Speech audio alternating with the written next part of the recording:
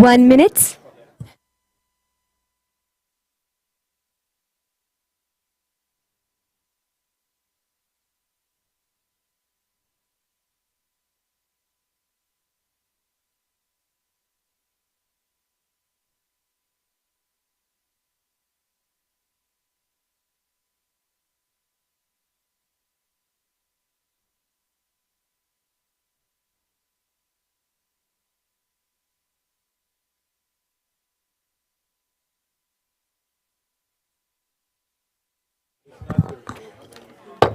Ladies and gentlemen, if everyone can please take their seats, we're going to get started with our regular scheduled board meeting.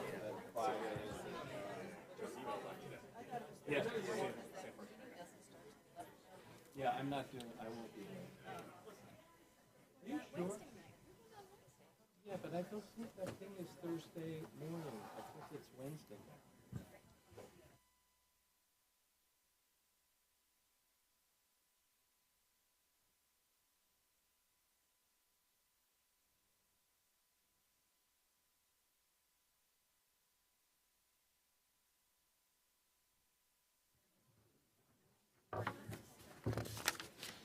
Oh boy.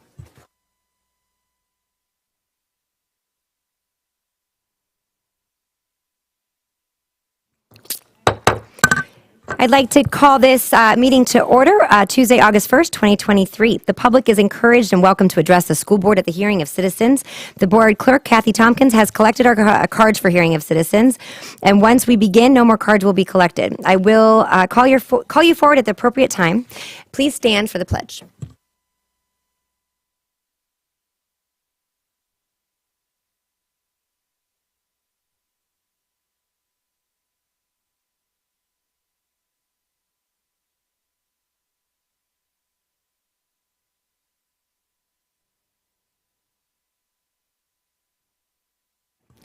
Thank you very much. We got the pledge 2 times tonight. Moving on, we will start with the superintendent's report. Mr. Connor. Thank you, Madam Chair. It's a great opportunity for myself and our team to showcase some of the great things that have transpired over the last 2 weeks since we last met and what's to come. We are fast approaching the start of school, and I want to spend a little time just sharing with you some of the things that have transpired. We just recently, last week, hosted our Summer Leadership Institute at the Venice Performing Arts Center. It was a wonderful event. There's so many people to thank in this in terms of getting this all organized, but Carol K. Brown and that team and all of the people at Venice High School and the Venice Performing Arts Center did an excellent job in hosting us, and then, of course, all of the events and people who presented to really prepare our leaders for a successful launch to the school year. So I want to just thank them and show a quick video recapping that wonderful event.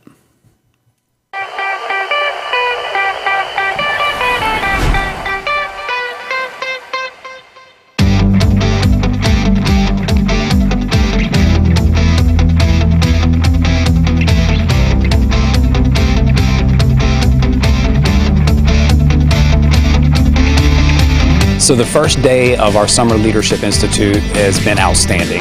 I just thank all of our staff members who have been instrumental in helping put this together. It's such a great opportunity when school leaders can get together and collaborate, share ideas.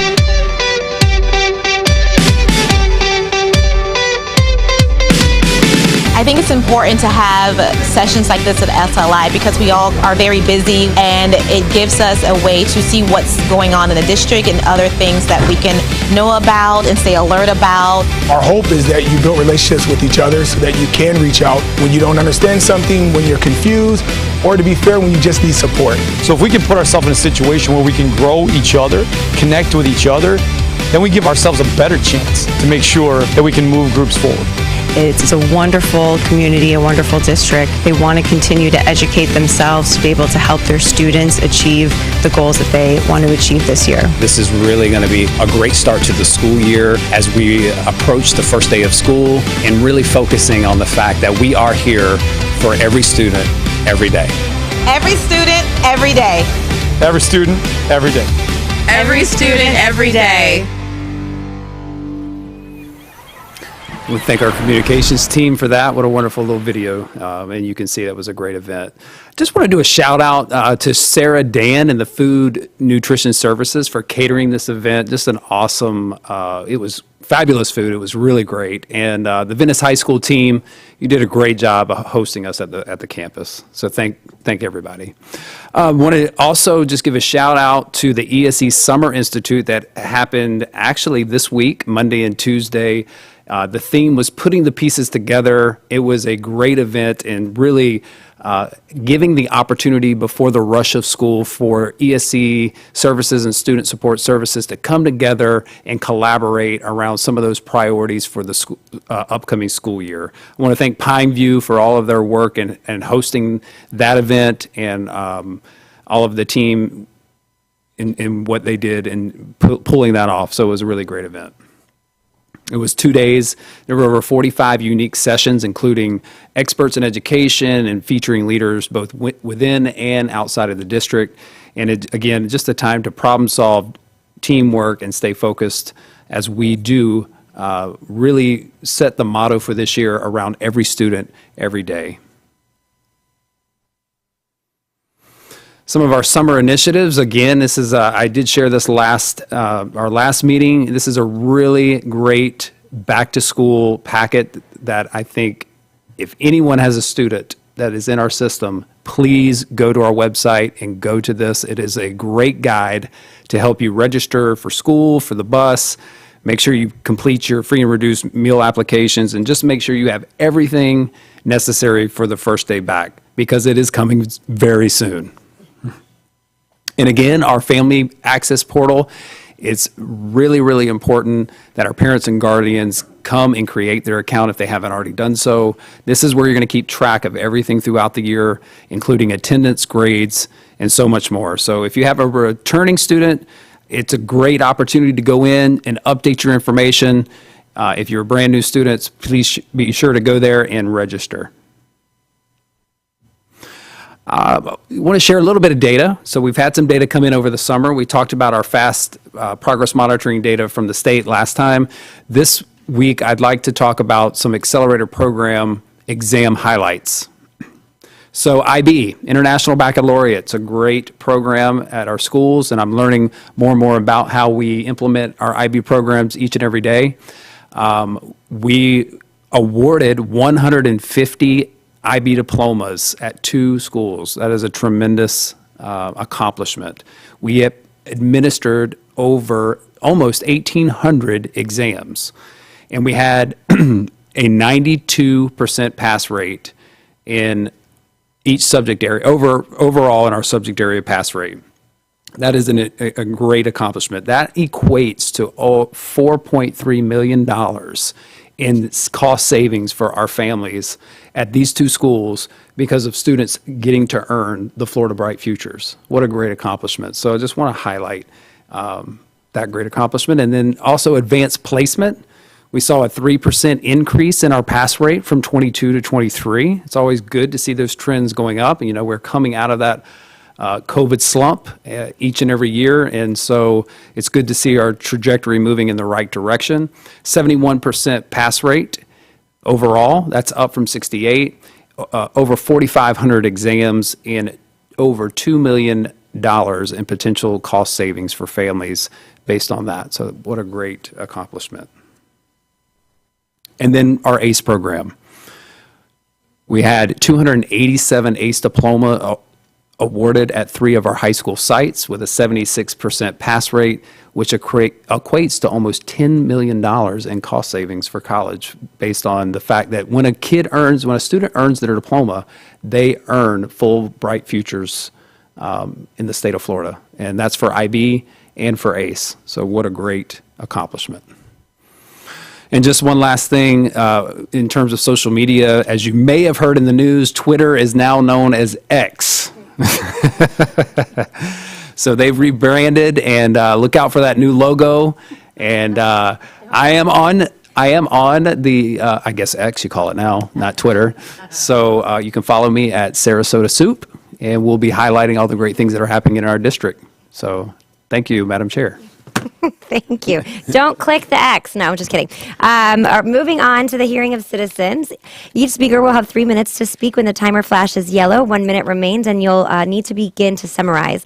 Please stop when the buzzer rings. To our audience, please note, and staff, and board, excuse me, please note that the respect for divergent viewpoints and civility will be shown at every board meeting. Whether you agree or disagree with the speaker, please listen politely and respectfully without making any sounds of approval or disapproval. We recognize there's a lot of passion and emotion with decisions that come before this board and the impact that they have on our students, families, staff, and community. As such, we believe it is important that we afford the opportunity for every speaker to be heard.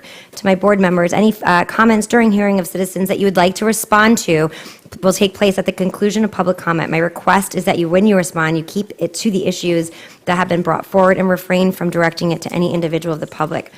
Per statute 1001.372, parent 3, anyone causing a disruption will first be given a warning, and if the conduct does not stop, you will be removed from the chambers. Before we get started, I just will mention, I know that there were comments made by board members at the last board meeting, and I would echo that. I think that there is a desire, even if there's a difference of opinion, that we keep the conduct and discussion focused on the business at hand and keeping it from derogatory comments.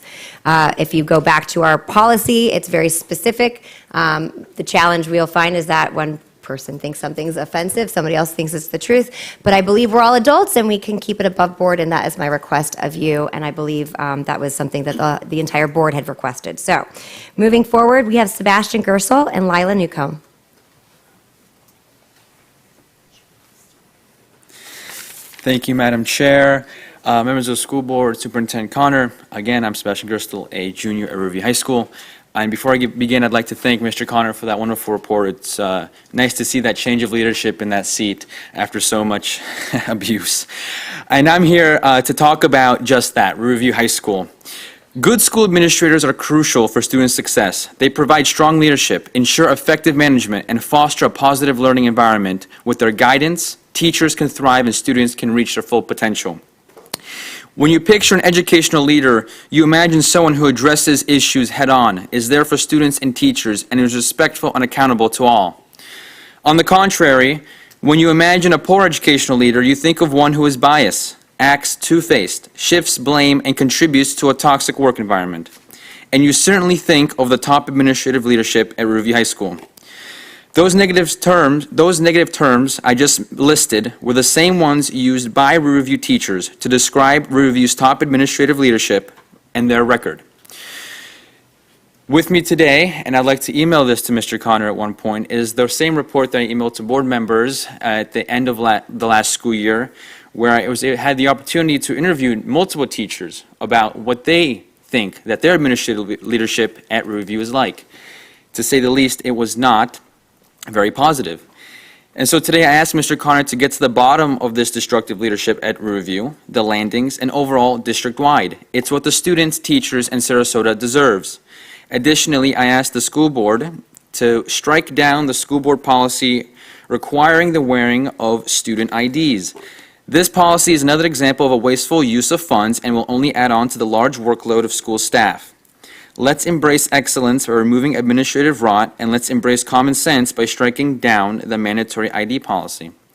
Additionally, Mr. Edwards, if I had behaved the same way that you had on this board, I would have been in the principal's office by now. So to be quite honest with you, in the most respectful way to put it, curb your enthusiasm. Thank you.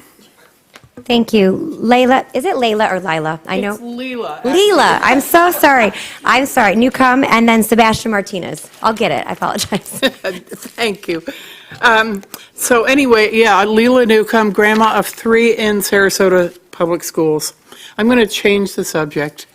I don't know what any of you up there think about the latest atrocity in the whitewashing of our history.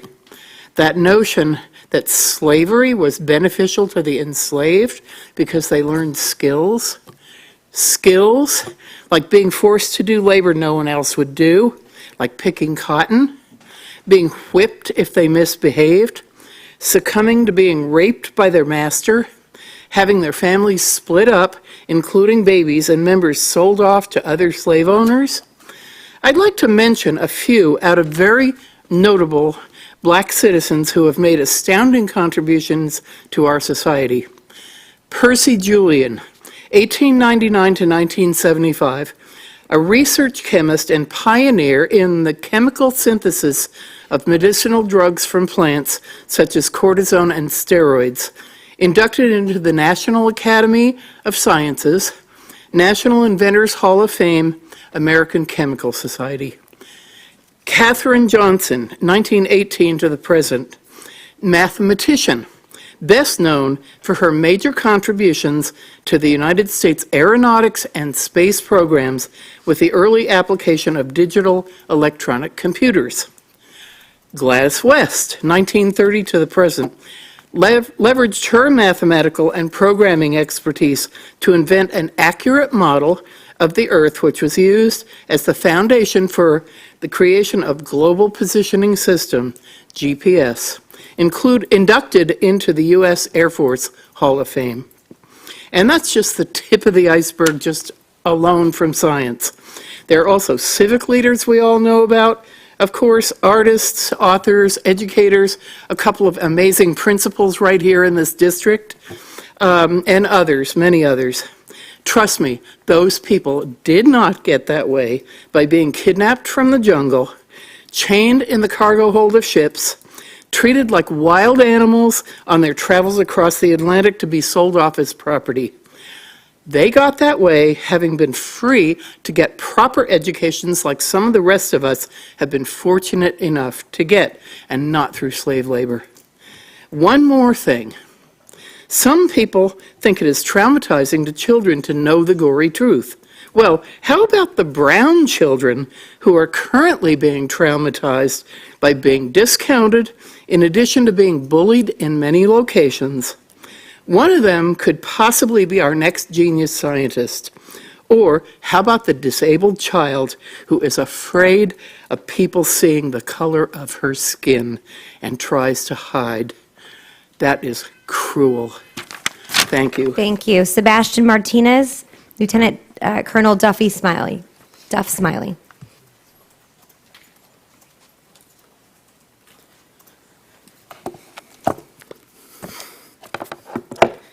Okay. Good afternoon, members of the board and Superintendent Connor. My name is Sebastian Martinez, and I'm a graduated student from our school district. First, I wanted to say thank you for the clarification early on. I think it's crucial to have those types of presentations and conversation prior to help our community to come together and focus on the long list of items to address student achievement. I also wanted to say thank you to Ms. Marinelli because I fully agree and hope the superintendent can follow through, that students need to be involved in the process of telling you what is going on in our schools. Students actually sit in those desks. When I was a current student at Booker with the last board, I pushed for increasing student involvement, and I will continue to push for it. So I totally get the shoes that Sebastian Gerstel is in and the shoes that still some of my old classmates are still in. The one or handful of meetings are not enough, and having students from every school will help you paint a clearer picture. They need representation, and they need a seat at the table wherever decisions that affect them are made. So thank you. Last time, I used my time to speak on the importance of communication and tearing down the language barrier our district faces so that we can begin to address the learning barrier of student achievement. This time, I wanted to use my time to speak on another pressing issue facing Sarasota students. Our need to have more available transportation for Sarasota County students so that clubs, sports, and on-campus extracurriculars can be accessible and every student can have the opportunity to participate in them. In Sarasota County, we have so many amazing opportunities for growth and success. We have our beautiful arts, music, and VPA programs, our competitive sports teams, basketball, football, volleyball, rowing, our great CTE programs with engineering, IT, robotics, animatronics, digital design, our rigorous law and law prep opportunities. And that's not even touching on other opportunities like mentorships, internships, career development and networking, or collegiate preparatory opportunities. Without my clubs that I was involved in, I wouldn't have been near as prepared as I was to take my ACT or to apply for colleges. I was fortunate to attend Booker and to take advantage of the on-campus clubs and college and career room we had there. I was granted the opportunity to be a nationally competitive student athlete. My class was president for 3 years and compete in multiple academic competitions, from engineering, speech and debate, to law. These are opportunities every student should have. My mom often works 2 to 3 jobs, and my dad works from 7 a.m. to 5 to 6 p.m., depending on what needs to be done. But that's not a unique situation. So many parents and grandparents are out breaking their backs to scrape by or provide for their kids, to put food on the table. 36% of our students are economically disadvantaged, and a lot of the time, their parents may not be able to pick them up at 3:15 or 3:30 because they're working. Parents want what is best for their children. They work hard to give them the best, and as a Sarasota County School Board and District, we should be taking every step to give it to them. So again, I'm asking we take steps towards increasing bus transportation and accessibility to expand so that students can have a ride home past 2:30, so they can have a ride when clubs, sports, and extracurriculars end at 3:30, 3:45, depending on what it is. And now that I was mentioned, another thing we can agree on, I am totally for paying our teachers more. I 100%, I know, Thank you very much. Lieutenant Colonel Duff Smiley, Shannon Clement. Hi again. I'm still Duffy. I'll talk a little bit about what I was talking about last time, the need for civility. Right now, the current guidelines only are for the audience. We need civility guidelines for the board members, and we need civility guidelines especially for the public speakers. Now, I did a little research in school board governance and organization. Expected level of behavior. Board employees will treat parents and other members of the public with courtesy and respect. Parents and other visitors to the schools and district staff will treat teachers, school administrators, and other staff and board employees with courtesy and respect. Board employees will treat each other with courtesy and respect. Unacceptable disruptive behavior includes using loud and or offensive demeaning language or disruptive display of temper. So we really need to work on that. I was looking at some of the other programs, and I'm wondering how you judge their effectiveness. Employee Assistance Program Forever, for instance, $224,000. Is there any kind of level of data that shows the effectiveness of that program and justifies spending that kind of money? And I see Truly wants resiliency and life skills. I think I didn't see any data on effectiveness of that. I guess that might be a free program, as well as Patterson and the Suncoast Reading Program. How effective is that? So there's lots of programs and money going to programs that don't directly impact academic achievement. You know, I heard a lot today. I really haven't had a chance to dig into it, but we've got to close the gap, and we got to focus on academic achievement, and thank you very much. Thank you. Shannon Clement. Mary Andrew Andrews, I think. I'm so sorry. Mary Andrew Andrews. All right, good evening again, all. Shannon Clement, parent of a child enrolled in our public schools. Recently, I began to ponder the issue of literacy affecting our county. We all know the statistics, and we all know it is of utmost importance for all that we get those numbers raised expeditiously. It made me question, as I realized of late that, and I may be mistaken here, but there aren't a lot of literacy programs implemented county-wide anymore, and worse, none of the ones that I believe we have really engage the parents, who are essential in ensuring that what might be started at the school be continued. When I was growing up, reading was a lifeblood. My mother, whose approach to raising me was often viewed as progressive, had me enrolled in a book club wherein a few times a month we would receive books for me to read. She would always place the book on my bed when it arrived so that at night, when it was time to tuck me in, I would discover this new gem and we could devour it together. The Frog and Toad series and Morris Goes to School were special favorites of mine, and those books made their way into my children's libraries when I too became a parent. And I know that we have the Read at Home program for students with quote-unquote substantial deficiency and the New World Reading program for K through 5 that sounds similar to the book club my mom used, but neither are widely communicated. I can also vividly recall the joy of watching a new Reading Rainbow episode on PBS and excitedly asking my mom to take me to the library so I could check out books of interest, as well as seeing the Read posters in my school with the likes of David Bowie and Michael J. Fox and other celebrities on them. There were also reading programs where various nationwide chains would provide rewards to kids and their families for children that successfully read a certain number of books, particularly during the summer when retention always dips. As you can see, the joy of reading was not only encouraged but cultivated through various mediums.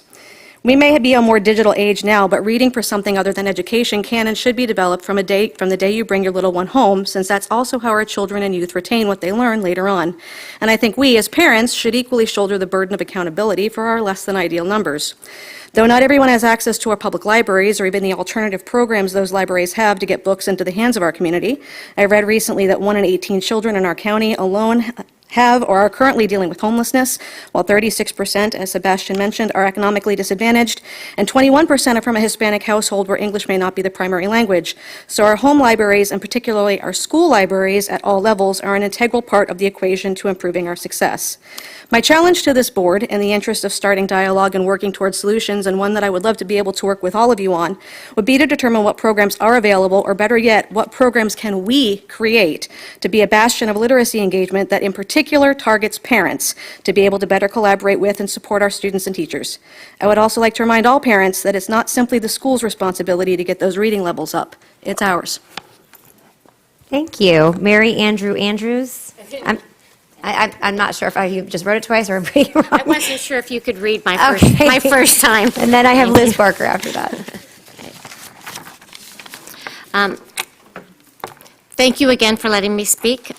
Welcome to our new superintendent and Madam Chair, school board members, thank you. My name is Mary Andrews. I'm a 57-year-old elementary and middle school teacher here at Sarasota with exemplary reviews, credentials, and evaluations. I've been teaching here for over 18 years.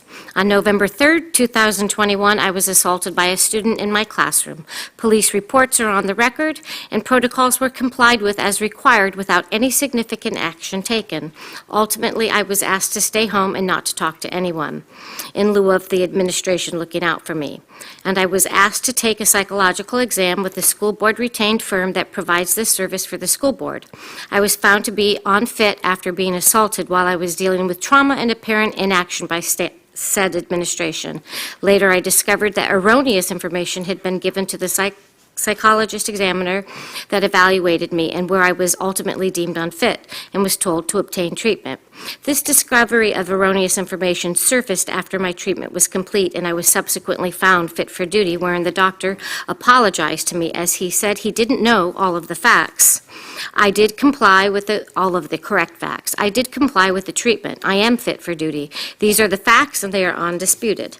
I have applied for teaching positions, 10 in total. 7 of these were in July of 2023 over the last 7 months. That I'm extremely qualified for per my qualification, seniority, leadership, and other factors. Yet, I have been unable to obtain the positions I've applied for. Amazingly, my interviews went well and most seemed like they liked me, my qualifications, and looked forward to me joining their school. Yet a few days later, the tone seemed to change, and either they did not accept me or did not advise me or call me. One position I did apply for, through the staffing surplus and vacancy protocol for internal employees in April of 2023, based on seniority and qualifications and our bargaining agreement. I applied and was accepted for one of 2 available 5th grade ELA social studies positions advertised at Lakeview. When I went to meet the principal after acceptance, I was told I was going to teach kindergarten, something I never taught in my life, nor did I ever apply. I was shocked and didn't know what to say. I met with Mr. Dumas and Mr. Hereda regarding this situation. I later sent a letter to HR questioning this after seeing yet another 5th grade ELA social studies position at Lakeview posted to the public after telling me I'm going to teach kindergarten. Please see attached letter. Less than 3 hours after I sent this letter by email inquiring why I'm being assigned kindergarten, I received an email from the same principal of Lakeview that now I'm going to teach 5th grade all subjects, another class I never applied for. I wrote HR again. Please see the attached correspondence, 8/16/23. In more detail, I was told I need to resign for the school year 23-24. Thank you very much. Thank you. I appreciate it. Liz Barker, Paulina Testerman.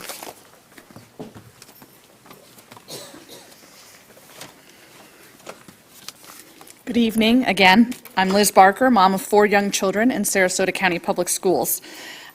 Tonight, I'd like to bring your attention to the critically important issue of teacher climate, including retention and hiring experienced teachers in Sarasota County. Sarasota County Schools recently held a job fair to recruit applicants for the approximately 170 vacant positions left to fill before school starts next week. Unfortunately, only 25 people were reported to have shown up to the event. This despite the financial incentives offered by Sarasota County. Of these vacancies, the mass majority are for teachers and aides, which means that a very large number of our children will begin the school year with substitute teachers. Sarasota County Schools once boasted a waiting list of highly qualified applicants. Today, teachers report being hesitant to work in our county due to the climate of disrespect for their profession modeled by our current board majority.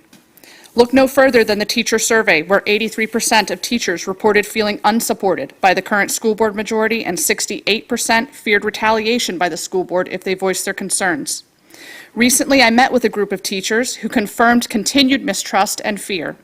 The consequences of the action taken by 4 of our board members to terminate a highly effective superintendent without cause continue to reverberate in our teaching communities. Fearful teachers are not effective instructors.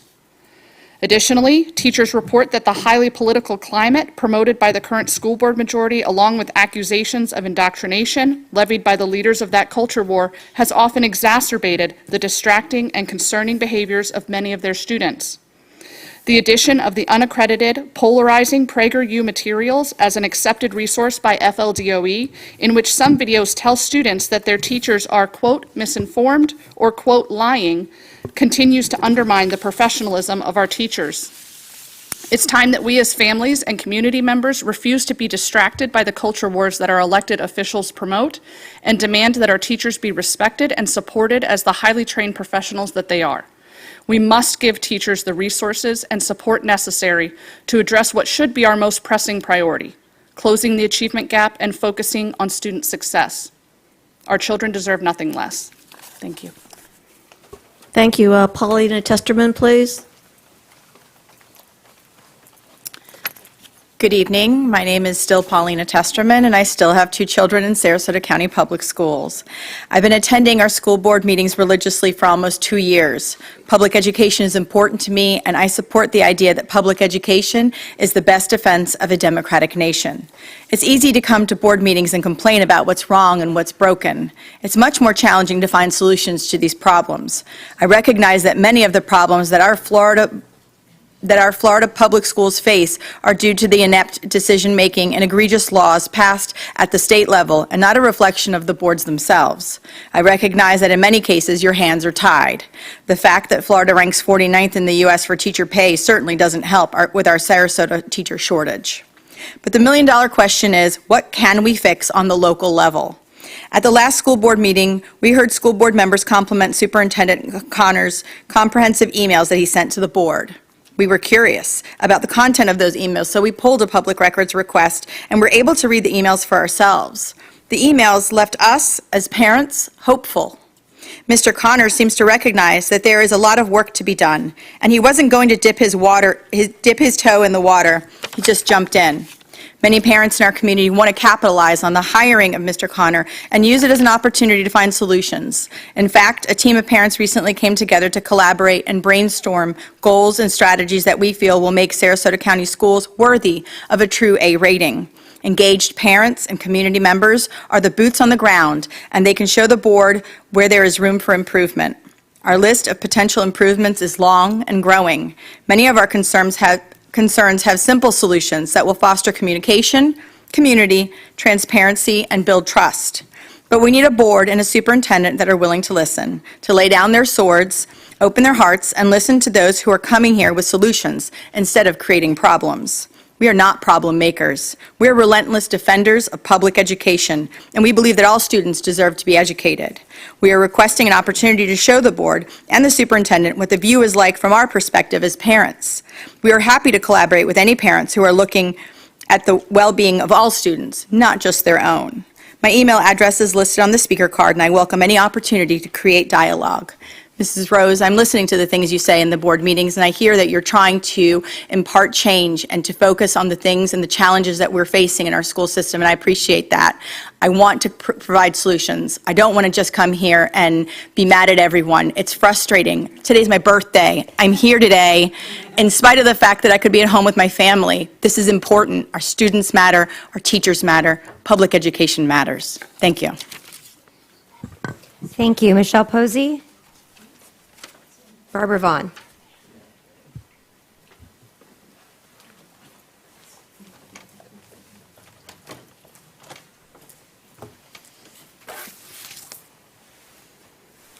Hi, good to see you again, Michelle Posey. I just want to remind all board members that you did swear an oath upon taking your seat to abide by the Florida Constitution, which does say that I have a right to come here and express my concerns and my complaints to my elected officials. So I will hope that you will respect my ability to do that. Going back to just our last meeting, what just happened an hour ago, Mr. Edwards, you claimed that you want to know more about woke. You want a definition. It was you that declared you're woke and working from the inside. So I would like your definition. You're the one that brought that up, not us. I also heard your concern about school safety. I gave you 4 things in regards to school safety to do about 4 months ago at a school board meeting. I see your anger, but where's your action? You were supposed to report back and let us know if you did any of these things. They're straight out of the Marjorie Stoneman Douglas report.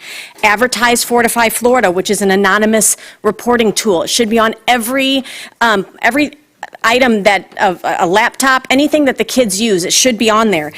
Doors should not be locked in school bathrooms. I wanted you to check on that. Are we utilizing the Guardian program as it's specified through statutes? What about a formal policy about walking kids into class? Because there's never been a parent on school grounds nationwide that has caused a school shooting. Actually, they say having parents on campus is another safety parameter, and I want you to follow up on those things. Stop bringing the dramatics here.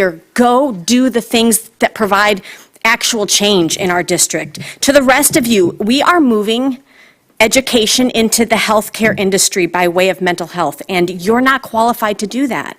Our teachers are not mental health first aid technicians.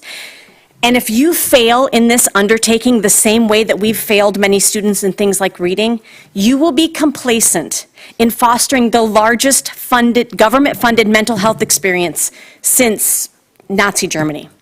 I heard Ms. Rose say that she wanted to know specifically what is wrong with SEL. I want you to tell me what's wrong with social emotional learning. I would say before you spend taxpayer dollars, you tell me where it's a benefit. That's your job. That's derelict of duty if you're putting that back on Mrs. Ziegler or us as taxpayers. Do your job and do better. Thank you. Thank you. Barbara Vaughn, Norman Wirtz.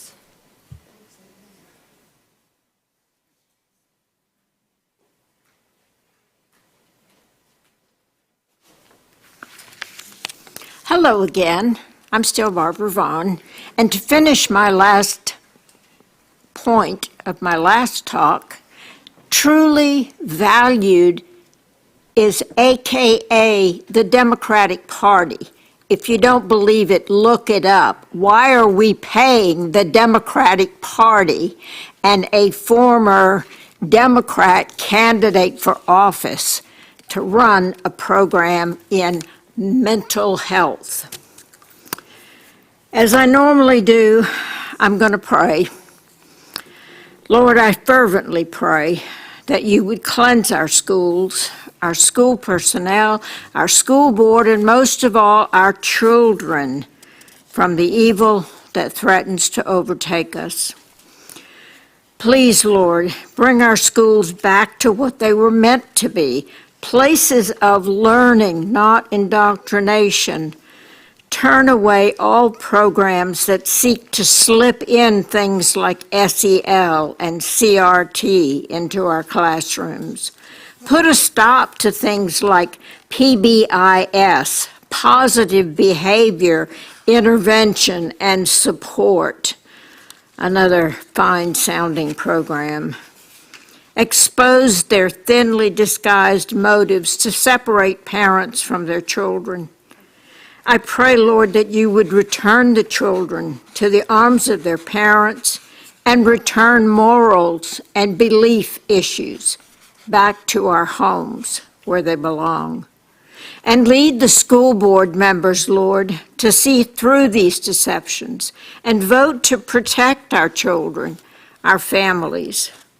Lord, you know that many of us sincerely believed when we elected and re-elected some of these board members that they shared our values and would vote accordingly. Now we must leave them in your hands, Lord, trusting that you will help them escape whatever negative influences have affected their service. Help them to search their hearts and pray to you, Lord, for the courage and the strength to read past the pretty words that seek to hide the evil that is so threatening and stand their ground against them. Most of all, Lord, we pray for our children, all of our children, who must suffer the bad decisions made against their well-being by this too easily manipulated school board. Thank you, Lord, for hearing our heartfelt prayers.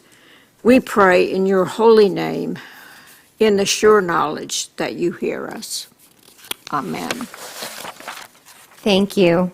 Norman Wirtz, Michael Weddle. That's a hard one to follow, but I will tell the church lady that maybe she should be complaining about the $60 million diverted from public schools to public vouchers before she gets annoyed about anything else.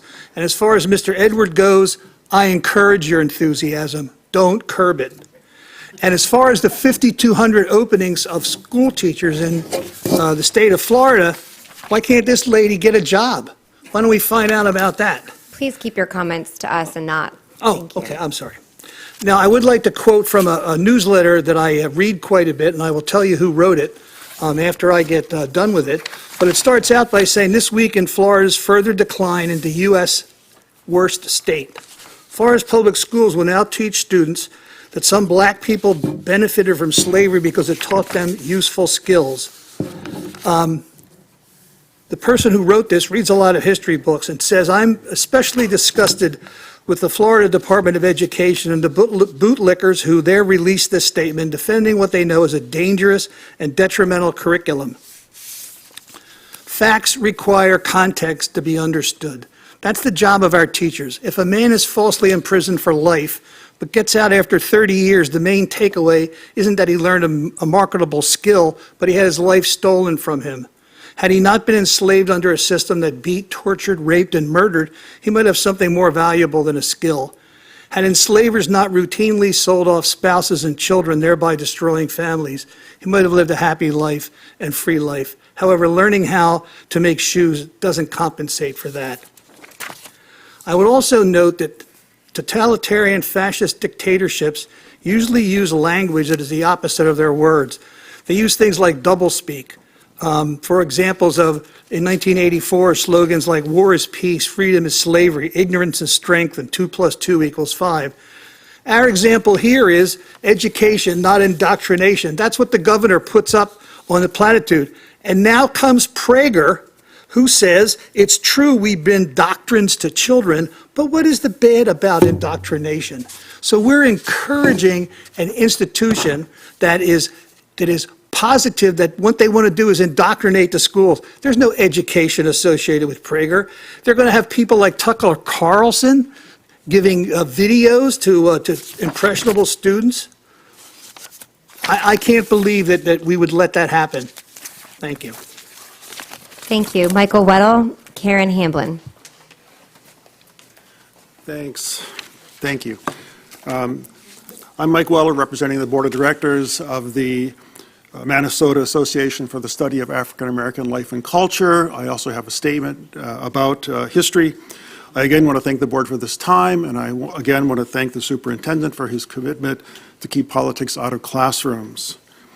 I'm on the curriculum committee for the Minnesota Freedom School, and people that work with me know that I am equally critical of ideas and resources, source materials, regardless from where they come on a political spectrum, if those materials aren't backed up by evidence. It has to be evidence-based. I would hope that the State Board of Education would have a similar commitment to evidence. What we know is that the non-educators that have been appointed to the African American History Task Force have given us several standards that lack scholarship. The most quoted one is the one that Leela had mentioned, that 250 years of chattel slavery was really a jobs training program for black folks. This is outrageous. Again, we appreciate the commitment to keep these politics out of classrooms, and we don't believe that Sarasota teachers are going to teach white supremacy. But the standards will influence what resources the teachers have for their lesson planning. That's the CPALMS system. Thanks to the board and its wisdom, here in Sarasota County, we have school policy 422-3C that states all educational materials must be based on accuracy of content. So it's incumbent on us to provide materials that meet Sarasota County standards to Sarasota County teachers. I think this implementation may be made more difficult because the Equity Committee was abruptly terminated last year, but those people are still here. The expertise is still here. Deviating from honest history is harmful to all students. Black students may learn history at home or have role models. Disinformation may impact white students disproportionately, handicapping their chance to succeed in a very real world. We saw with last year's House Bill 7 that there are people so ashamed of their history they want to make it illegal to teach it. But our job is to nurture students in our system. Public education is an American invention. Teaching reality is not un-American. History is complicated, it's messy, sometimes it's cringe-worthy, but it's always worthy because facts are not political. We give them to our kids to give those kids the opportunity to grow, not just smarter, but also better. Thank you. Thank you. Karen Hamblin, Donald Shea.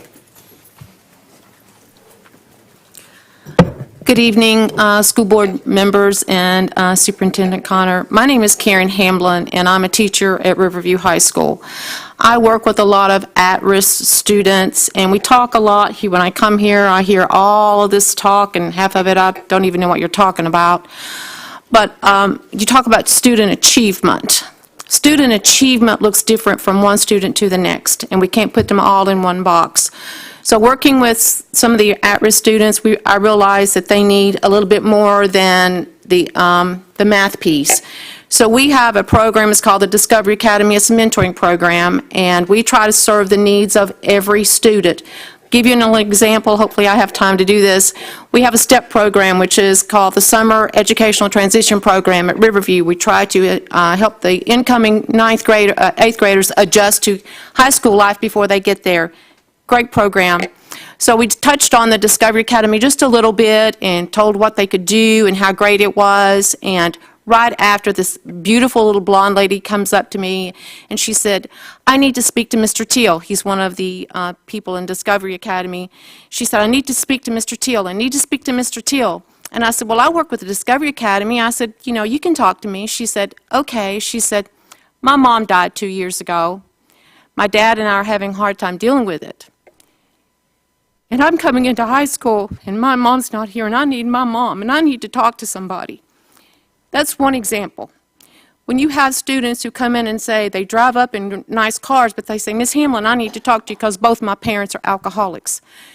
That affects their student achievement. So with the Discovery Academy, we try to serve every need, whether it's academics, whether it's just talking to somebody to try to get them through the day without losing it.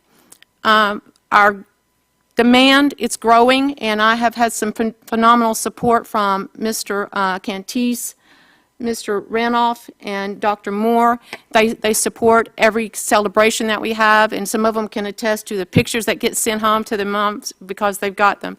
I'm here tonight to tell you that you and I, our job is to serve the students of this district. And you cannot adequately serve this student if you're not looking them in the eye. and know what Johnny needs. I am challenging every person on the board and people in the district over here to spend 1 hour a week with a student in this, mentoring a student in Sarasota County. It doesn't have to be Riverview. It doesn't, we have them all over the place. You want student achievement? That's where it starts, and it starts with us. So I'm challenging. We have kiosks. So, Mr. Edwards, I'm going to know if you come in this week, if you've mentored a student. And I think the public should be aware of that. Thank you. Thank you. Donald Shea, Carol Lerner. Thank you, Madam Chair and members of the board. First and foremost, I may be in violation, but I do want to wish Ms. Testerman a happy birthday as well. I think it's exemplary that she would take time from her natal feast celebration to be here this evening. I have been inoculated with a legal education at the Antonin Scalia School of Law. My first job out of college was teaching English and history in the South Bronx of New York City.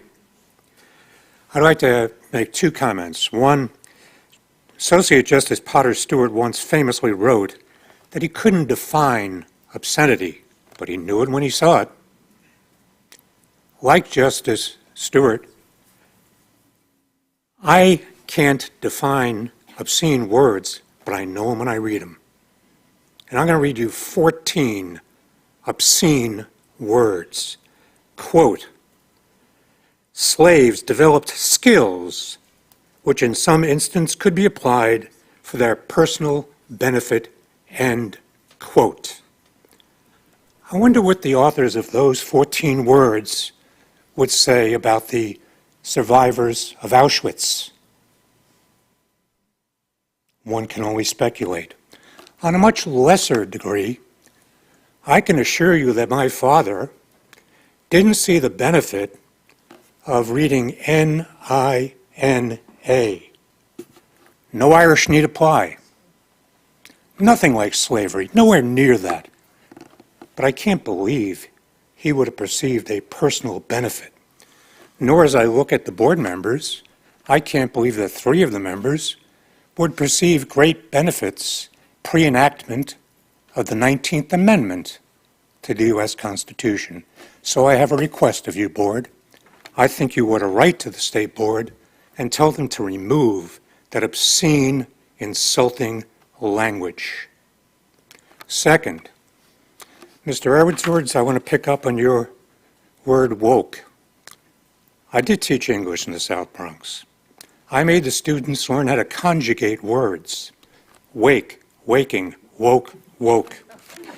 It means to become conscious after sleeping. So I have 2 words for myself, for you, and perhaps for all of us. Wake up. Thank you. Thank you. Carol Lerner, Mary Holmes. I want to hand in something first. So, Mrs. Tompkins, if you could just give us a copy and then attach it to the minutes.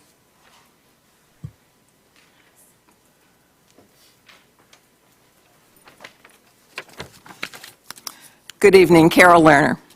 I am speaking today on behalf of the Board of Directors of Support Our Schools.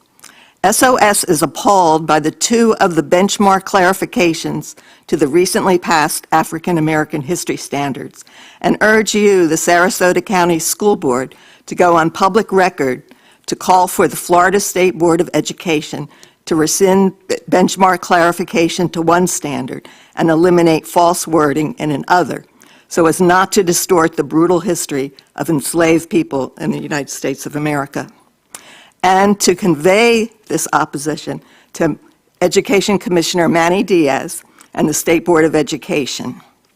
For those of you who say that this is a Tallahassee problem, that the local school board can do nothing about, we ask you to consider this. Our middle school teachers will be forced to tell our students a falsehood that enslaved people, systematically treated as chattel, somehow, quote, benefited from the barbaric system of slavery. Our high school teachers will be forced to tell our students a second falsehood, that violence was perpetuated against and by African Americans during events like those that occurred in the U.S. and in Florida, such as the 1920 Ocoee massacre that took place near Orlando, where an entire community was racially cleansed because a black man dared to try to vote. Or like the 1923 Rosewood massacre, where an entire town inhabited totally by black Floridians was destroyed and no longer exists due to mob violence against this black community because of false accusations against them.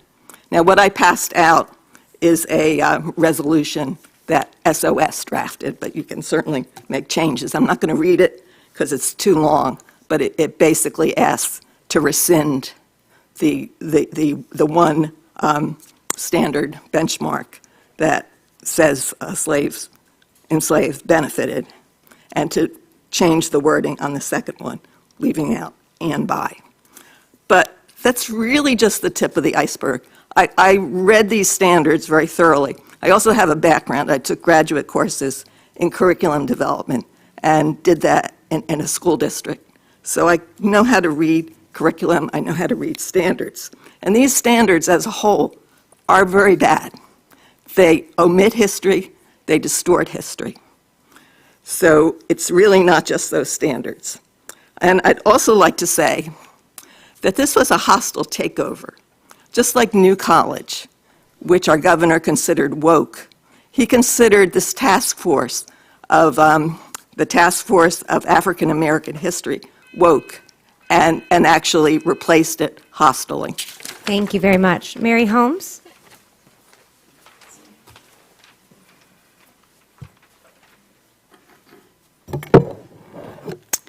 Good evening, board members and Superintendent Connor.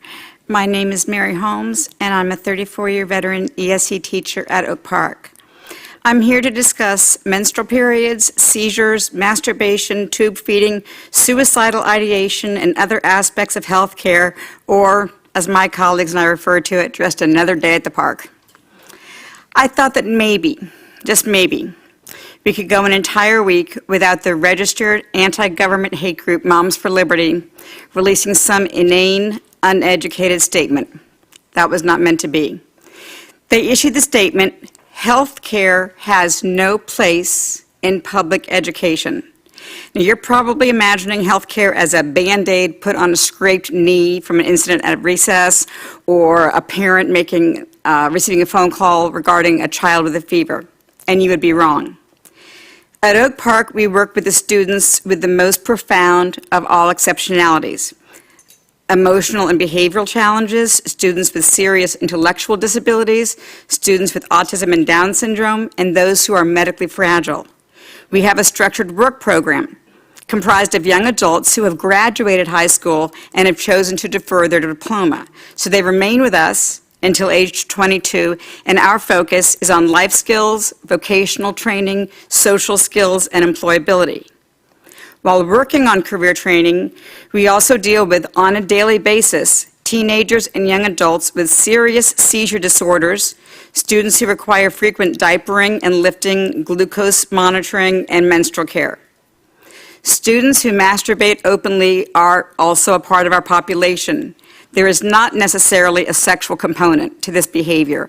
Particularly for students with autism and those who are nonverbal, they have no other outlet for their feelings. This behavior is not simply dismissed. We deal with it professionally, discreetly, and in a low-key manner, using phrases and prompts such as quiet hands, and reminding them that certain behaviors are private and should take place in the restroom. It is much more self-calming than sexual, and it sometimes fades on its own with age. Regarding mental health training, I reiterate that I just completed, along with hundreds of other employees, mandatory in-service. This came about after the Parkland massacre and is state law. It certifies us as mental health first aiders. Our primary job is to recognize warning signs of suicidal ideation and self-harm. Definitely a health issue. It's required by law. Did Moms Against Liberty just choose to ignore that legislation? It would assume so. This time, Moms Against Liberty, co-founded by Bridget has come after our most vulnerable population. Thank you very much. That won't be forgotten. That concludes public comment. Moving on, are there any additions or corrections to the agenda, Mr. Connor? Item number 3. Yes, item number 3.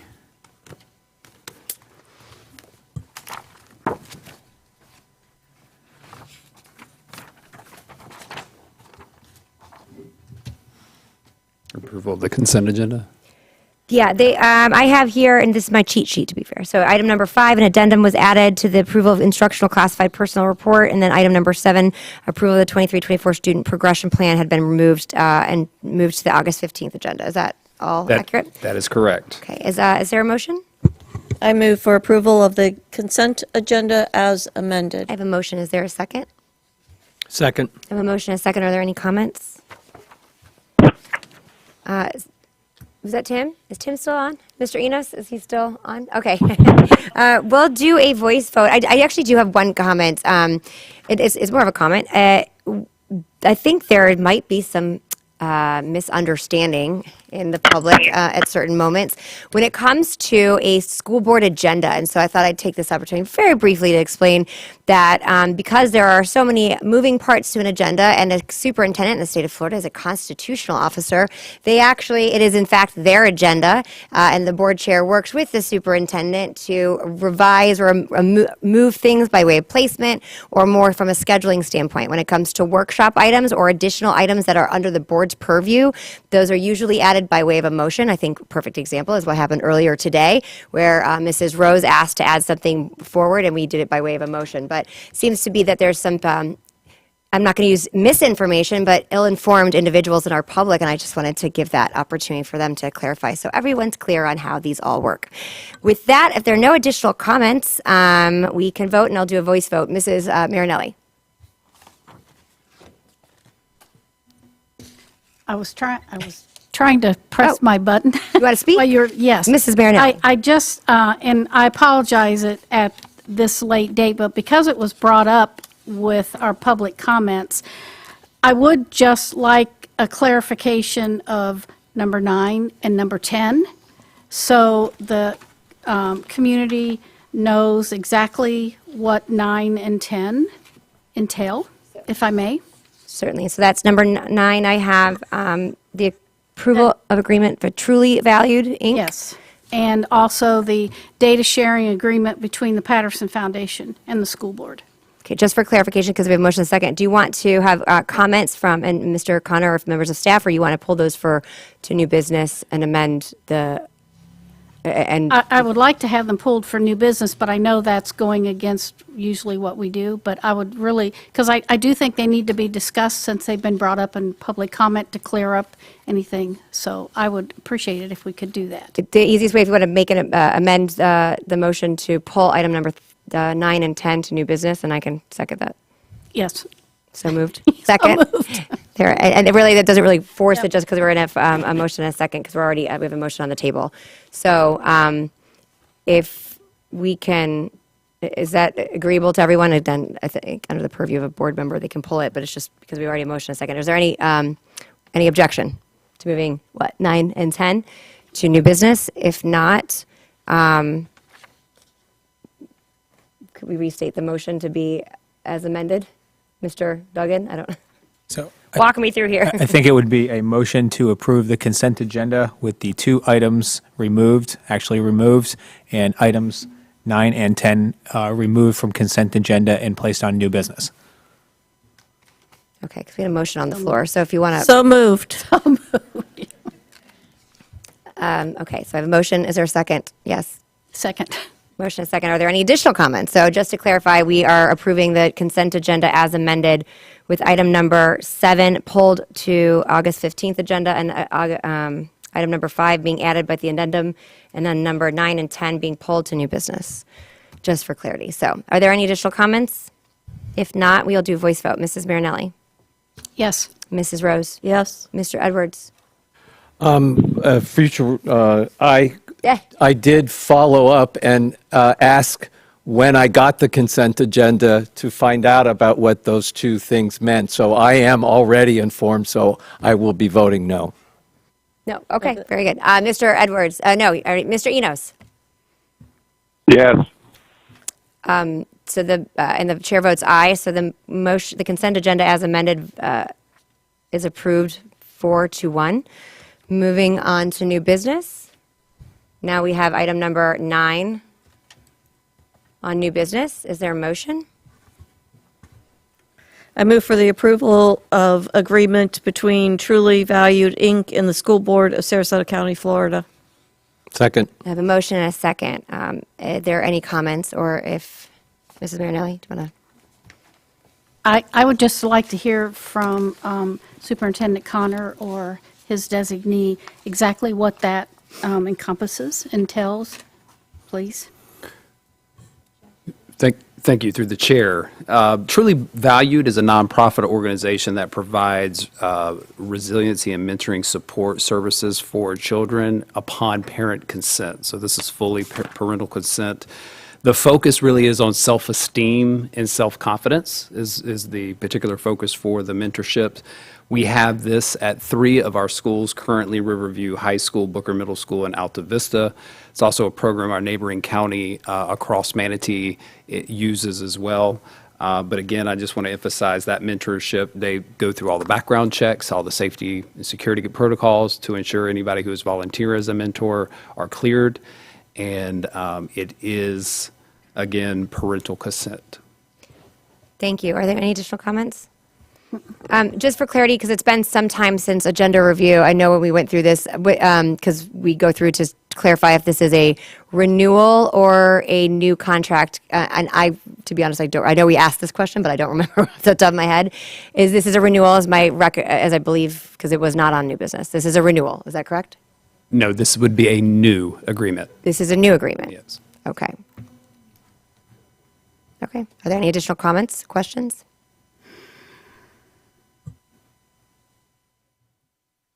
Seeing none, we will take a voice vote, and just for clarification, we are on 9. It's the approval of the agreement between Truly Valued, Inc. and the School Board of Sarasota County, Florida. I will start with Mr. Edwards. Yes. Mr. Enos. Yes. Mrs. Rose. Yes. Mrs. Marinelli. Yes. And the chair votes aye, and the motion passes 5-0. Moving on to the next item of new business. Is there a motion? This was formerly item number 10. I move for approval of the data sharing agreement between the Patterson Foundation and the School Board of Sarasota County, Florida. Second. I have a motion and a second. Are there any comments? I know Mrs. Marinelli, I'll defer to you.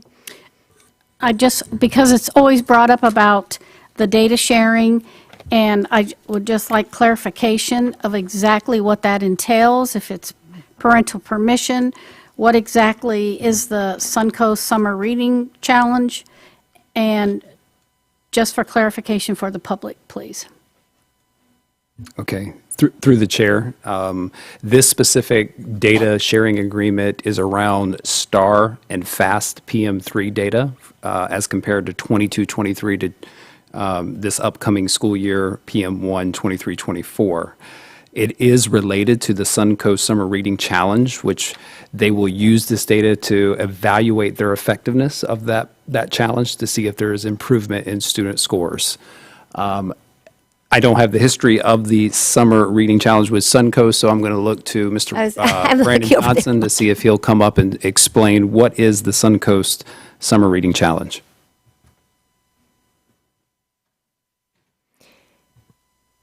Thank you. Welcome, Dr. Johnson. Good afternoon, everyone. So the Summer Reading Challenge, actually, one of the parents actually brought it up. It's one of those pieces where if students read 6 books, so that challenge them over the summer for the summer slide, we actually keep track of it every summer school, and they actually receive brag tags. So part of the purpose is to motivate them to read over the summer. They come back. I was actually at Alta Vista one day when they were handing those out. It was pretty awesome to see. They are to pick a book that's either on their level or just slightly above so that we can support really them getting ready for the next school year. It's been supported for many years from the Patterson Foundation. And in addition, like Superintendent Connor said, our goal really is to check and see, has it been effective as we move forward?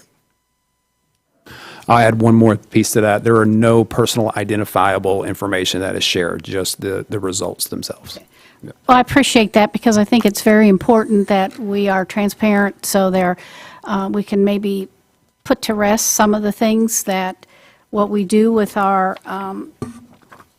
nonprofits, and that we're not giving kind of information that shouldn't be given, but these are all to the benefit of our kids. So thank you. Thank you for my fellow board members and Superintendent Connor, Dr. Johnson, for indulging me to pull these two items and have them be explained. I appreciate it. Absolutely. Thank you, Dr. Johnson. I would just add that I know, I don't think Dr. Cantalupo is here, but usually when these data agreements come up, we go through them just to make sure the transfer, and there are a lot of data agreements that we have. I will say this one, the Patterson Foundation, we've had for years when it comes to the summer reading, Suncoast Summer Reading Challenge.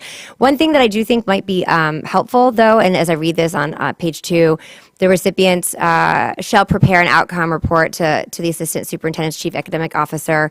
I would just think if it's possible that we could get a copy of that. I don't know that we have actually in the past, and I think that helps us understand what that report and data transfer looks like so we can speak more to, specifically to it if we get any questions from constituents. If there are no additional comments, I don't see any here. Just to refresh, we are, Mr. Enos, did you want to say something? No, I was just getting ready to vote. Okay, well then I will call on you first as I'm going to repeat the motion is for the approval of the data sharing agreement between the Patterson Foundation and the School Board of Sarasota County. Mr. Enos, I'll start with you. Yes. Mr. Edwards? Yes. Mrs. Rose? Yes. Mrs. Marinelli? Yes. And the chair votes aye, and the motion to approve the data sharing agreement between Patterson Foundation and the School Board of Sarasota County, Florida passes 5-0. I think that concludes our items for today. So we have no additional items on new business. Are there any additional comments? Nope. Okay. Then that concludes all of the items. The announcement I have is the next workshop is scheduled for Tuesday, August 15th at a time to be announced, followed by a board meeting at 6 p.m. If there are no additional comments and without objection, we stand adjourned.